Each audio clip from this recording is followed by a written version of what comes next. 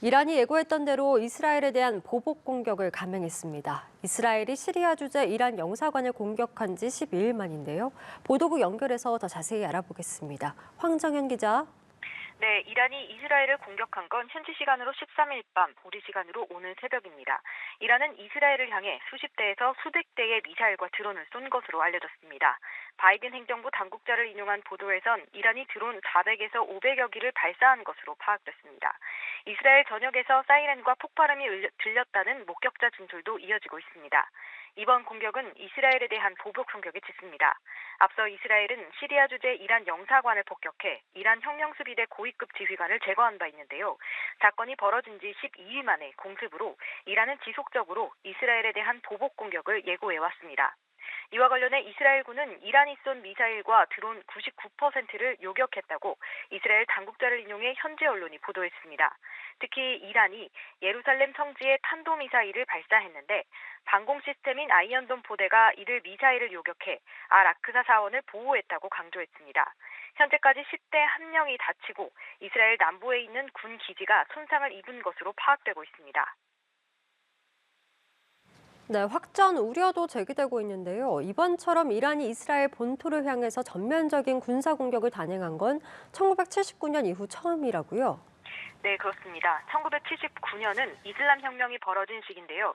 이번 공습은 이 혁명을 기점으로 양국이 적대 관계로 돌아선 이래 첫 전면 공격이었습니다.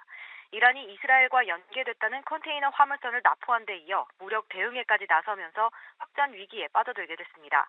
더욱이 이번 공격에는 이란이 이끄는 이슬람권의 저항해축 무장 세력인 헤즈볼라와 예멘 반군 후티도 가세했다고 현지 언론은 보도했습니다.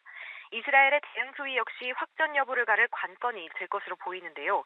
이란의 첫 공격에 이스라엘은 강력 대응할 것임을 시사했습니다. 이스라엘이 재보복 공격에 나설 것으로 알려지면서 확전 우려는 더 커지고 있습니다.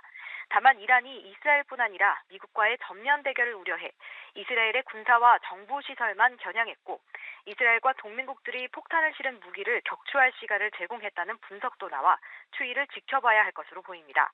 현재 이스라엘군은 자국민에게 내린 대피 명령을 해제한 상태입니다. 네, 확전 우려가 커지면서 국제사회의 움직임도 분주해졌다고요. 네, 그렇습니다. 미국은 블링컨 국무장관과 오스틴 국방장관, 설리번 국가안보보좌관까지 핵심 인사들이 모여 곧바로 국가안보회의를 열었습니다. 백악관 국가안보회의는 성명을 통해 이스라엘에 대한 미국의 철통 같은 안보 의지를 강조했는데요.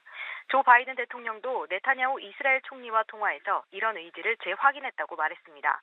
다만 확전을 우려해 이란에 대한 재반격을 일단 반대한다는 입장을 전했고 양국 국방장관들 사이에서도 비슷한 얘기가 오간 것으로 알려졌습니다. 바이든 대통령은 대신 주요 7개국 G7 정상회의를 소집해 단결된 외교 대응을 조율하겠다고 밝혔습니다. 유엔은 현지 시간 일요일 오후 안전보장이사회 긴급회의를 열기로 했습니다. 이란의 공격을 규탄해야 한다는 이스라엘의 요청을 받아들인 것으로 이란 유엔 대표부는 분쟁 확대를 원치 않는다고 밝혔습니다. 지금까지 보도국에서 전해드렸습니다.